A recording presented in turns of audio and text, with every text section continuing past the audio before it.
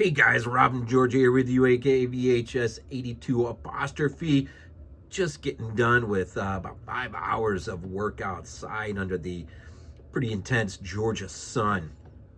Hoping it hasn't wiped all of my energy out, but by request, and this is another issue or episode of Something Weird, Just a Thought.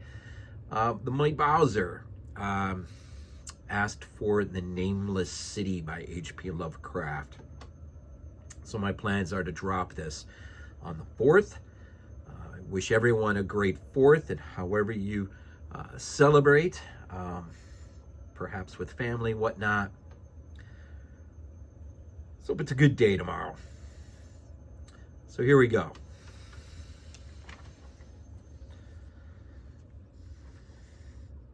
The Nameless City.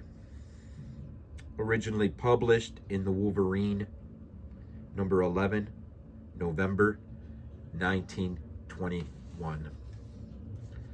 The Nameless City by H.P. Lovecraft.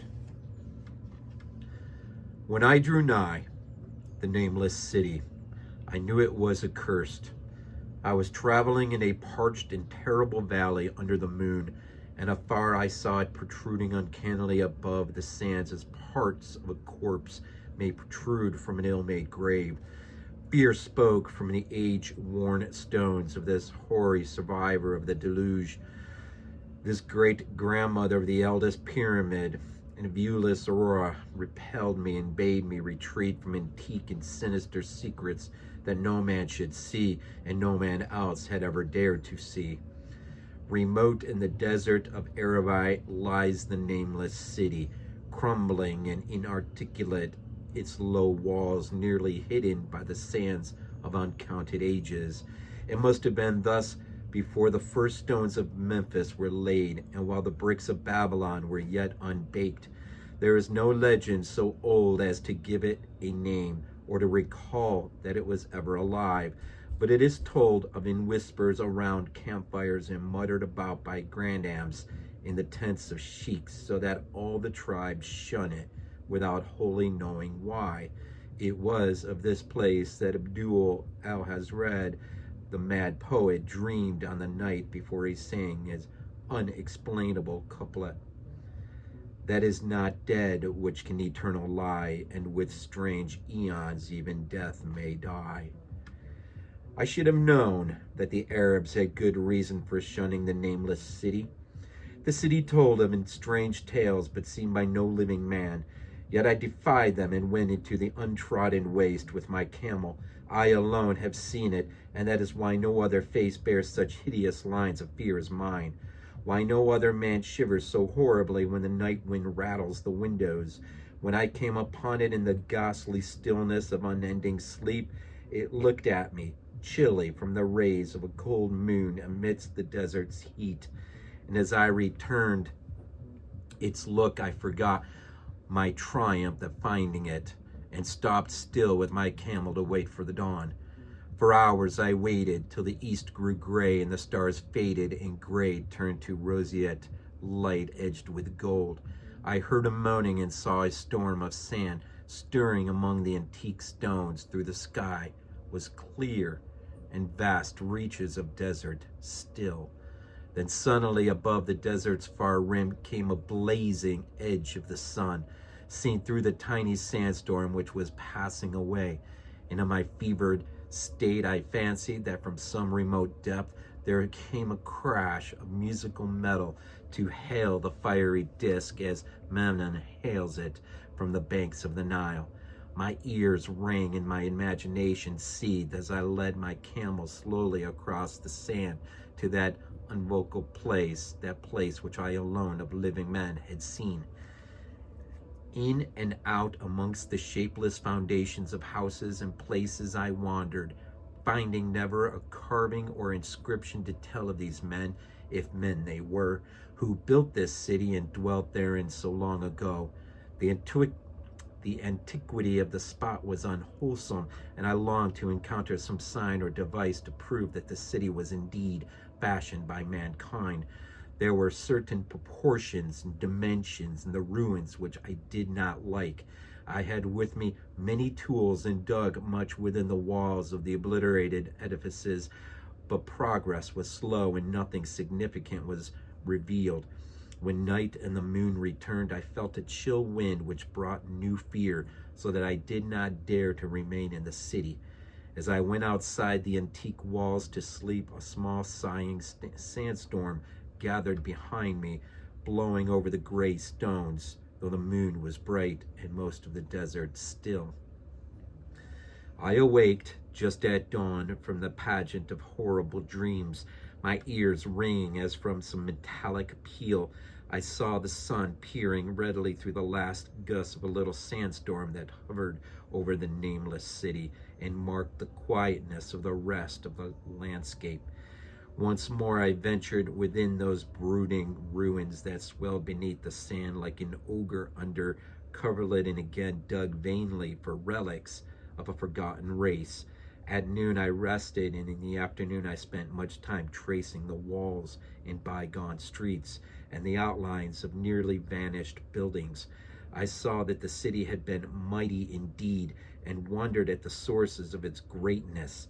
To myself I pictured all the splendors of an age so distant that Chaldea could not recall it, and thought of Sarnath the doomed that stood in the land of Minar when the mankind was still young, and of Ib that was carven of gray stone before mankind existed. All at once I came upon a place where the bedrock rose stark through the sand and formed a low cliff, and here I saw with joy what seemed to promise further traces of an antediluvian people. Hewn rudely on the face of the cliff were the unmistakable facades of several small, squat rock houses or temples, whose interiors might preserve many secrets of ages too remote for calculation, though the sandstorms had long since effaced any carvings which may have been outside.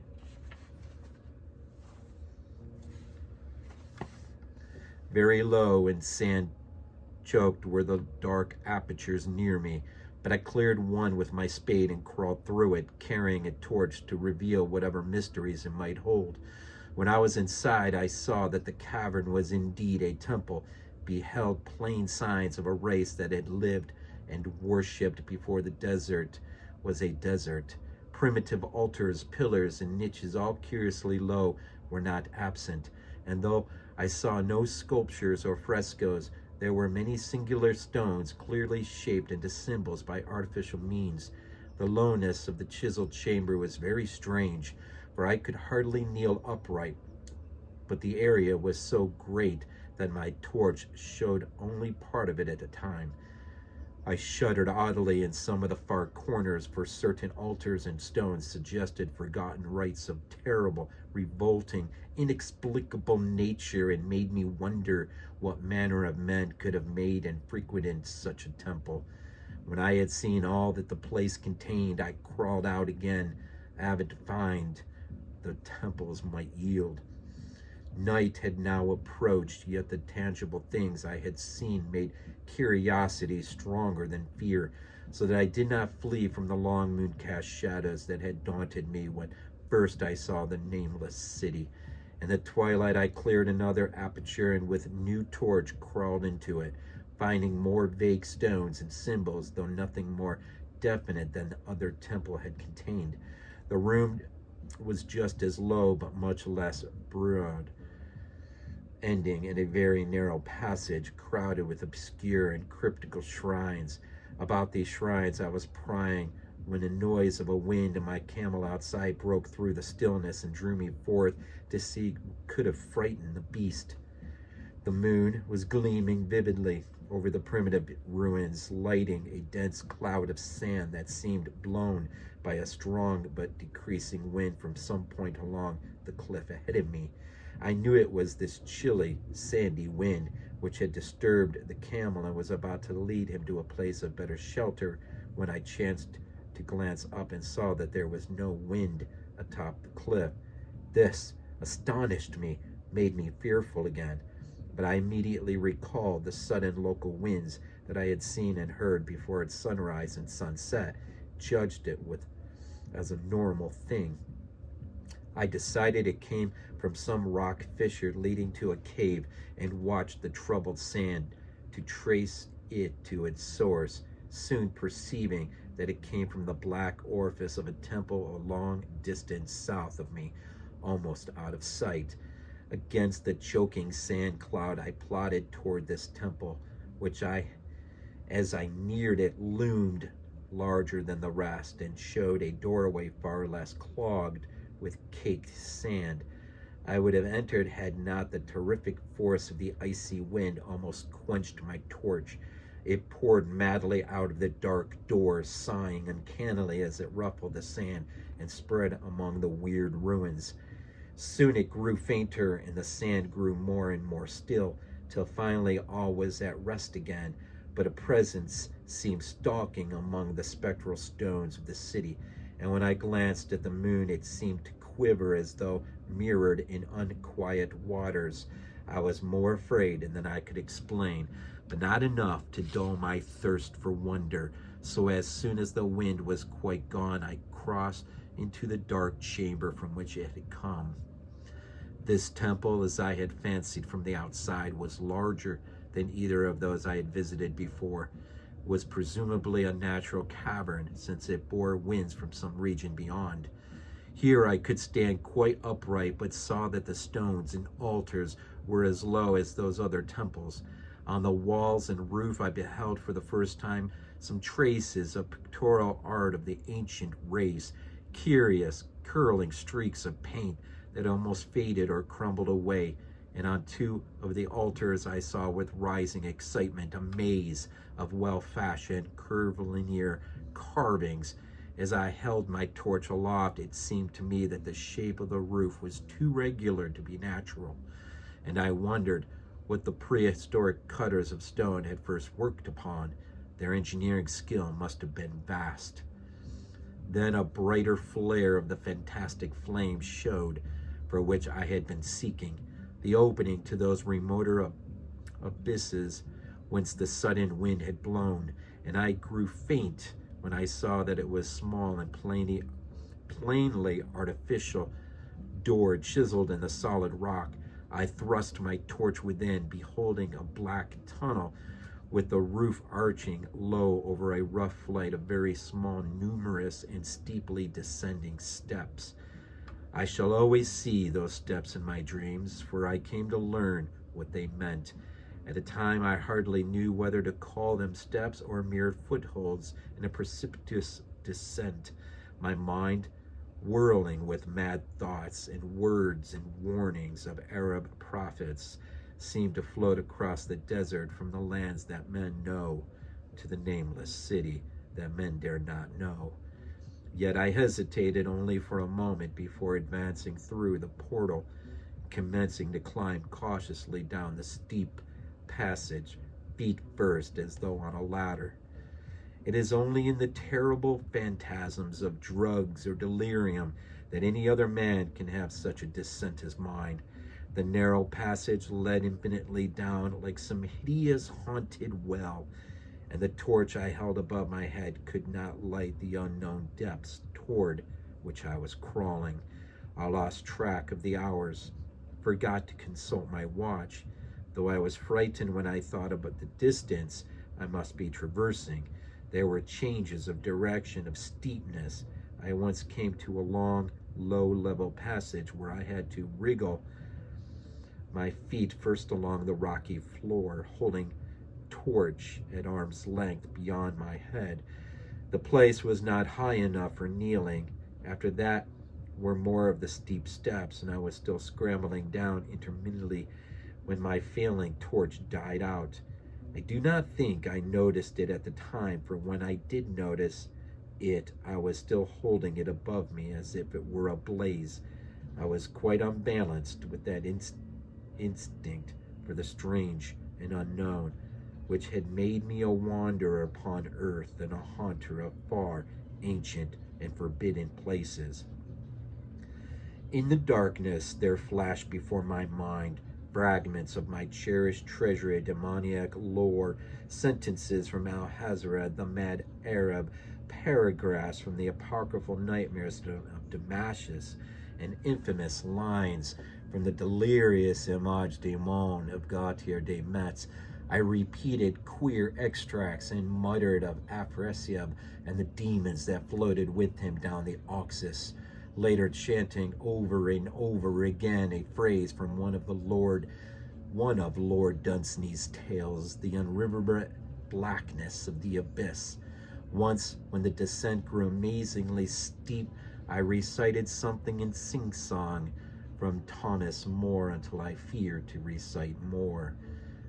A reservoir of darkness, black as witches' cauldrons are when filled, with moon drugs in the eclipse distilled, leaning to look if foot might pass down through that chasm I saw beneath, as far as vision could explore, the jetty sides as smooth as glass, looking as if just varnished over, with that dark pitch of seat of death throws out upon its slimy shore.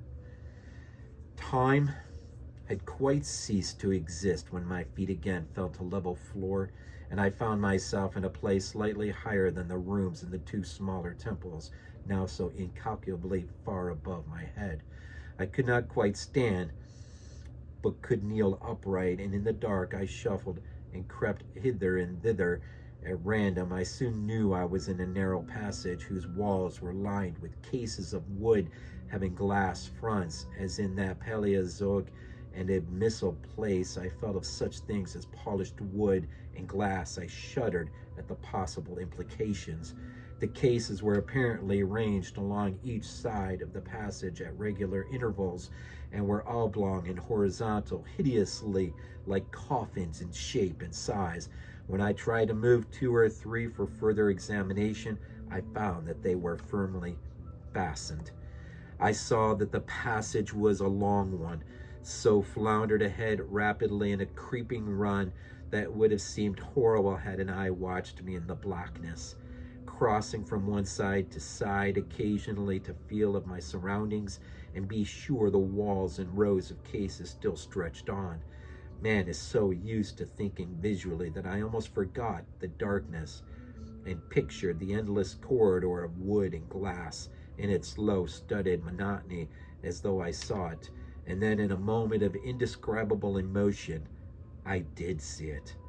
Just when my fancy merged into real sight, I cannot tell, but there came a gradual glow ahead, and all at once I knew that I saw the dim outlines of the corridor and the cases, revealed by some unknown subterranean phosphorescence. For a little while all was exactly as I had imagined it, since the glow was very faint. But as I mechanically kept stumbling ahead into the stronger light, I realized that my fancy had been but feeble. This hall was no relic of crudity, like the temples in the city above, but a monument of the most magnificent and exotic art, rich, vivid, daringly fantastic designs. Pictures formed a continuous scheme of mural painting whose lines and colors were beyond description. The cases were of strange golden wood with fronts of exquisite glass, containing mummified forms of creatures outreaching in grotesqueness, the most chaotic dreams of man.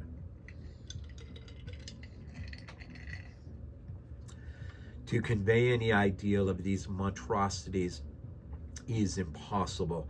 They were of the reptile kind, with body lines suggesting sometimes the crocodile, sometimes the seal, but more often nothing of which either the naturalist or the paleontologist ever heard. In size, they approximated a small man, and their forelegs bore delicate and evident feet curiously like human hands and fingers. But strangest of all were their heads, which presented a contour violating all known biological principles.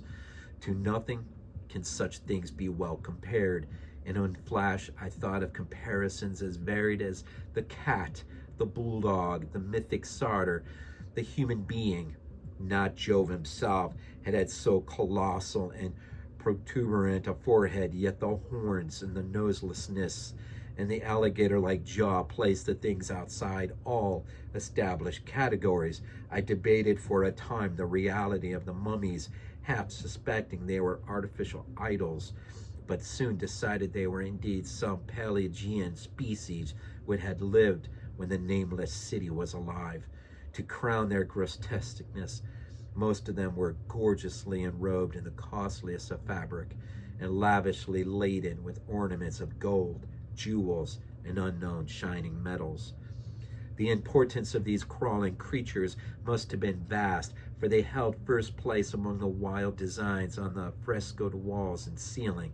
With matchless skill had the artists drawn them in a world of their own, wherein they had critics in gardens, that is, cities and gardens fashioned to suit their dimensions. I could not help but think that their pictured history was allegorical, perhaps showing the progress of the race that worshipped them.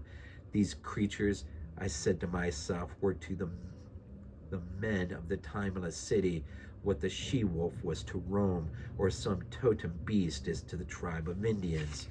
Holding this view, I could trace roughly a wonderful epic of Nameless City, the tale of a mighty seacoast metropolis that ruled the world before Africa even rose out of the waves, and of its struggles as the sea shrank away and the desert crept into the fertile valley that held it. I saw its wars, its triumph, its troubles, its defeats, and afterward in its terrible fight against the desert when thousands of its people, here represented in allegory by the grotesque reptiles, were driven to chisel their way down through the rocks in some marvelous manner to another world whereof their prophet had told them. It was all vividly weird and realistic, and its connection with the awesome descent I had made was unmistakable. I even recognized the passages. As I crept along the corridor toward the brighter light, I saw later stages of the painted epic, the leave-taking of the race that had dwelt in the Nameless City and the valley around for 10 million years, the race whose souls shrank from quitting scenes their bodies had known so long, where they had settled as nomads in the earth's youth, hewing in the virgin rock, whose primal shrines at which they had never ceased to worship. Now that the light was better, I studied the pictures more closely, and remembering that the strange reptiles must represent the unknown men, pondered upon the customs of the Nameless City. Many things were peculiar and inexplicable. The civilization, which included a written alphabet, had seemingly risen to a higher order than those immeasurably later civilizations of Egypt or Chaldea. Yet there were curious omissions. I could, for example, find no pictures to represent death or funeral customs, save such as were related to wars, violence, plague, and I wondered at the reticence shown concerning natural death. It was as though an ideal of immortality had been fostered as a cheering illusion. Still nearer the end of the passage were painted scenes of the utmost picturesqueness and extravagance, contrasted views of a nameless city and its desertion and growing ruin, and of the strange new realm of paradise to which the race had hewed its way through the stone.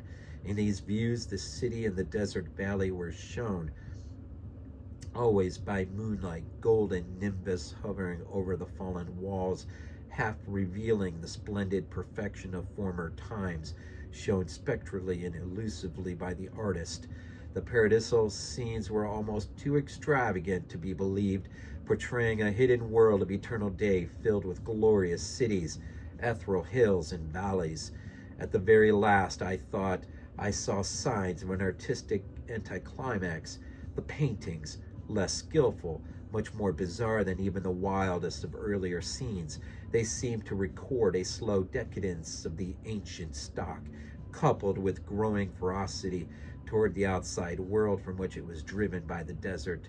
The forms of the people, always represented by the sacred reptiles, appeared to be gradually wasting away, though their spirit is shown hovering above the ruins by moonlight gained in proportion. Emaciated priests displayed as reptiles in ornate robes cursed the upper air and all who breathed it, One terrible final scene showed a primitive-looking man, perhaps a pioneer of ancient Aram, the city of pillars torn to pieces by members of the elder race. I remember how the Arabs fear the nameless city. I was glad that beyond this place the gray walls and ceiling were bare.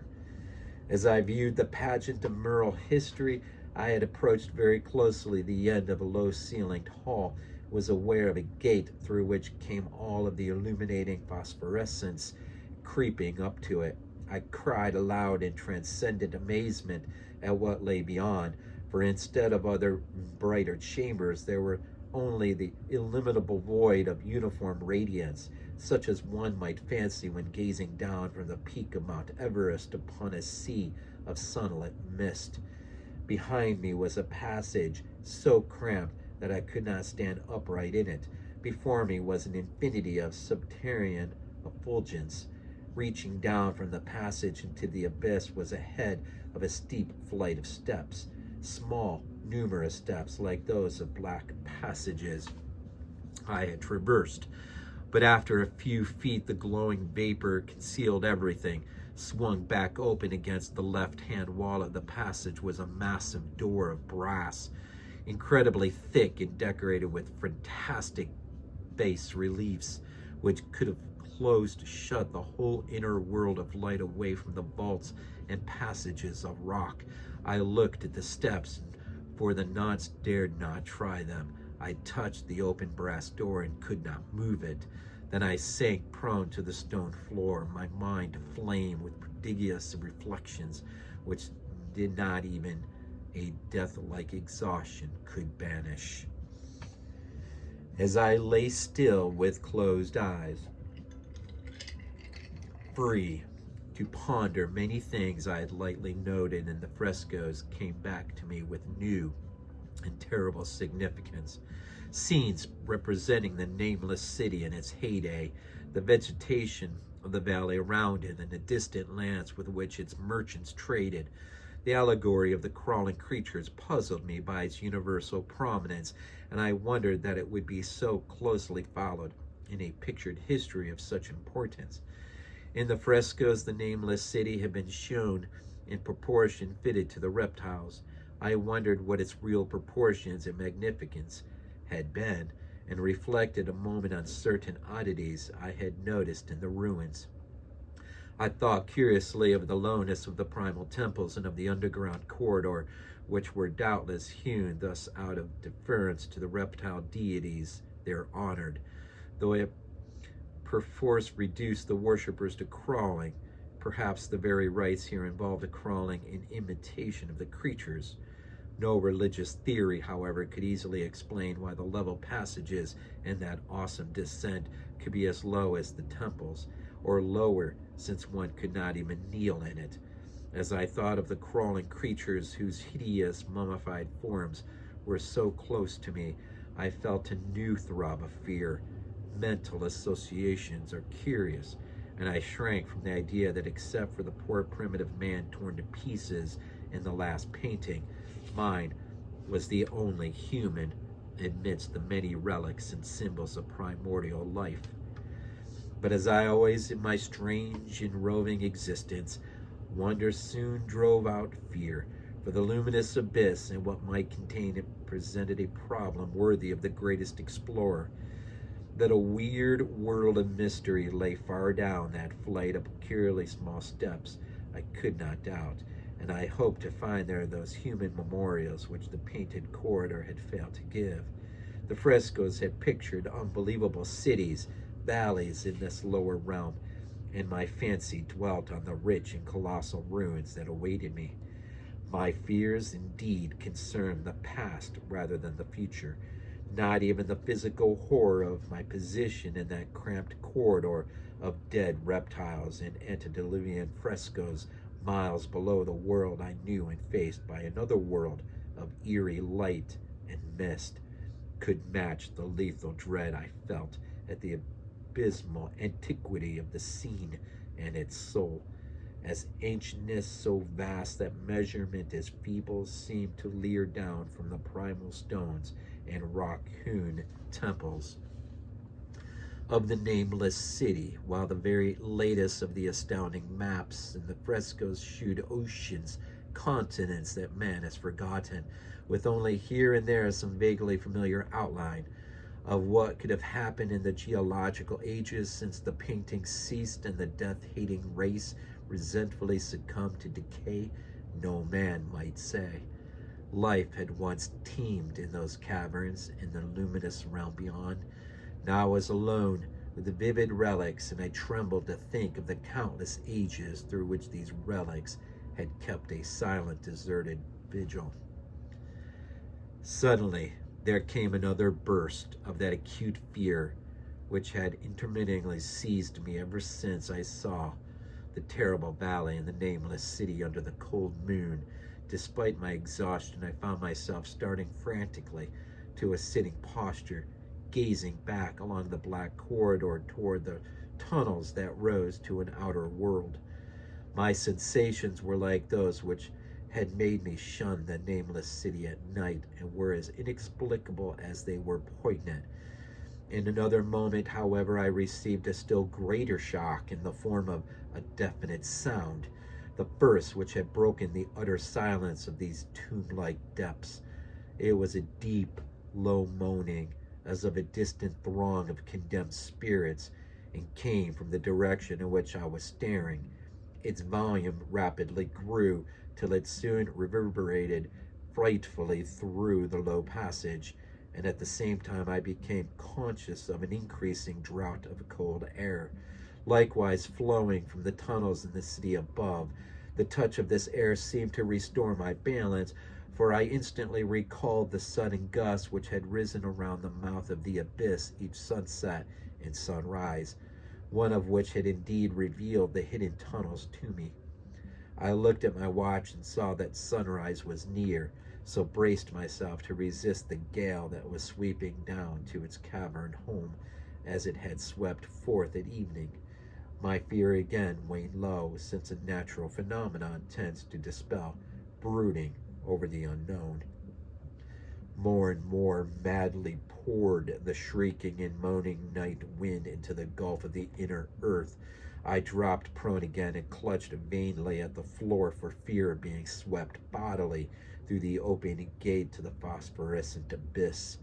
Such fury I had not expected, and as I grew aware of an actual slipping of my form toward the abyss, I was beset by 1,000 new terrors of apprehension and imagination.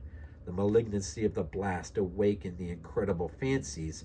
Once more I compared myself shudderingly to the only human image in that frightful corridor, the man who was torn to pieces by the nameless race. For in the fiendish clawing of the swirling current there seemed to abide a vindictive rage, all the stronger because it was largely impotent. I think I screamed frantically near the last. I was almost mad, but if I did so, my cries were lost in the hell-born babble of the howling wind wraith. I tried to crawl against the murderous invisible torrent, but I could not even hold my own as I was pushed slowly and inexorably toward the unknown world. Finally, reason must have wholly snapped, for I fell to babbling over and over that unexplainable couplet of mad Arab Alhazred, who dreamed of the nameless city that is not dead, which can eternal lie, and with strange eons even death may die. Only the grim brooding desert gods know what really took place, what indescribable struggles and scrambles in the dark I endured, or what abode guided me back to life, where I must always remember and shiver in the night wind till oblivion, or worse, claims me. Monstrous, unnatural, colossal was the thing, too far beyond all ideas of man to be believed except in silent, damnable small hours of the morning when one cannot sleep. I have said that the fury of the rushing blast was infernal, catamonical, and that its voices were hideous with pent-up viciousness of desolate eternities. Presently these voices, while still chaotic, before me seemed to my beating brain to take articulate form behind me, and down there in the grave of unnumbered eon-dead antiquities, leagues below the dawn-lit world of men, I heard the ghastly cursing and snarling of strange, tongued fiends. Turning, I saw outlined against the luminous ether of the abyss that could not be seen against the dusk of the corridor, a nightmare horde of rushing devils, hate distorted, grotesquely monopolied, half-transparent devils of a race no man might mistake, the crawling reptiles of a nameless city. And as the wind died away, I was plunged into the ghoul pool darkness of earth's bowels. For behind the last of the creatures, the great brazen door clanged shut with a deafening peal of metallic music whose reverberations swelled out to the distant world, to hail the rising sun as Minmum hails it from the banks of the Nile. That concludes a short reading of The Nameless City by H.P. Lovecraft. Hey guys, I hope you enjoyed that reading. Felt pretty good, but let me know. As before, I thought I would also include a poem that by H.P. Lovecraft that I thought went well with The Nameless City. Nemesis. Nemesis was first published in The Vagrant, number 7, June 1918. But in 1924, in April, it would also show in Weird Tales 3, number 4. Nemesis by H.P. Lovecraft. Through the ghoul-guarded gateways of slumber, past the wan-mooned abysses of night, I have lived o'er my lives without number. I have sounded all things with my sight, and I struggle and shriek ere the daybreak, being driven to madness with fright. I have whirled with the earth at dawning, when the sky was a vaporous flame. I have seen the dark universe yawning, where the black planets roll without aim, where they roll in their horror unheeded, without knowledge or luster or name. I have drifted o'er seas without ending, under sinister gray clouded skies, that the many-forked lightning is rending, that resound with hysterical cries, with the moans of invisible demons that out of the green waters rise. I have plunged like a deer through the arches of the hoary primordial grove, where the oaks feel the presence that marches and stalks on where no spirit dares rove. And I flee from a thing that surrounds me, leers through dead branches above. I have stumbled by cave-riddled mountains that rise barren and bleak from the plain. I have drunk from the frog-fetid mountains that ooze down to the marsh in the main. And in hot, cursed tarns I have seen things I care not gaze on again. I have scanned the vast icy-clad palace. I have trod its untenanted hall, where the moon writhing up from the valleys shows the tapestried things on the wall. Strange figures discordantly woven, which I cannot endure to recall. I have peered from the casement in wonder at the moldering meadows around, at the many-roofed village laid under the curse of a grave-girdled ground, and from rows of white uncarboned marble I listen intently for sound. I have haunted the tombs of the ages. I have flown on the pinions of fear, where the smoke-belching Erebus rages, where the jokels loom snow-clad and drear, and in realms where the sun of the desert consumes what it can never cheer. I was old when the pharaohs first mounted the jewel-decked throne by the Nile. I was old in those epochs uncounted, when and I only was vile, and man yet untainted and happy dwelt in bliss on the far Arctic isle. Oh, great was the sin of my spirit, and great is the reach of its doom. Not the pity of heaven can cheer it, nor can respite be found in the tomb. Down the infinite eons come beating the wings of unmerciful gloom. Through the ghoul-guarded gateways of slumber, past the wan-mooned abysses of night, I have lived o'er my lives without number. I have sounded all things with my sight, and I struggle and shriek ere the daybreak, being driven to madness with fright. Thus ends a reading of Nemesis, a poem by H.P. Lovecraft. As always, guys, just thank you so much for the support. The last two that I've dropped, it's just overwhelmed me in terms of the amount of views. Very, very appreciative. Thank you so much.